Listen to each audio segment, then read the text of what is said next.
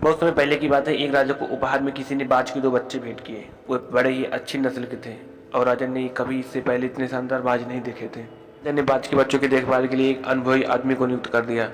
जब कुछ महीने बीत गए तो राजा ने बाजों को देखने का मन बनाया और उस जगह पहुंच गए जहां उन्हें पाला जा रहा था। राजा ने देखा कि दोनों बाज काफ़ी बड़े हो चुके हैं और अब पहले से भी ज़्यादा शानदार लग रहे हैं। राजा ने बाजों की देखभाल कर रहे आदमी से कहा, मैं इनकी उड़ान देखना चाहता हूँ, तुम इन्हें उड़ने का इशारा करो। तो आदमी ने ऐसा ही किया।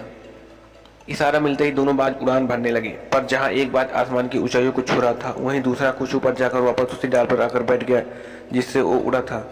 ये देखकर राजा को कुछ अजीब लगा। राजा ने सवाल किया, क्या बात है, जहाँ एक बाज इतनी ऊंची उड़ान भर रहा है वहीं दूसरा बाज उड़ना ही नहीं चाह रहा है। तो वो आदमी ने बताया, हुजूर, इस बाज के साथ शुरू से यही समस्या है, वो इस डाल को छोड़ता ही नहीं, जब वो उड़ता है तो आकर इसी डाल पर बैठ जाता है। चूंकि राजा को दोनों बाज ही बहुत ही प्रिय थे और वो दूसरे बाज को भी उसी तरह उड़ना देखना चाहते थे। अगले दिन पूरे राज्य में ऐलान करा दिया गया कि जो व्यक्ति इस बाज को ऊंचा उड़ाने में कामयाब होगा उसे ढेरों का इनाम दिया जाएगा। फिर क्या था, एक से एक विद्वान आए और बाज को उड़ाने का प्रयास करने लगे, पर हफ्तों बीत जाने के बाद भी बाज का वही हाल था। वो थोड़ा सा उड़ता और वापस डाल पर आके बैठ जाता।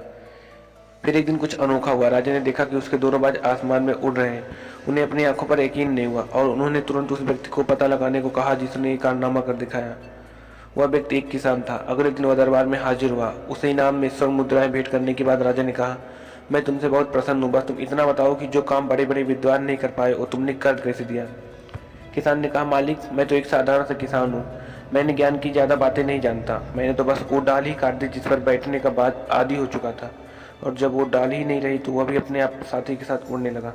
स्टोरी दोस्तों, हम सभी ऊंचा उड़ने के लिए ही बने हैं, लेकिन कई बार हम जो कर रहे होते हैं उसके इतने आदी हो जाते हैं कि अपनी ऊंची उड़ान भरने की, कुछ बड़ा करने की काबिलियत को हम भूल जाते हैं। यदि आप भी सालों से किसी ऐसे काम में लगे हुए हैं जो आपके सही पोटेंशियल के मुताबिक नहीं है, तो एक बार जरूर सोचिएगा कि कहीं आपको भी उस डाल की काटने की ज़रूरत तो नहीं है जिस पर आप बैठे हुए हैं।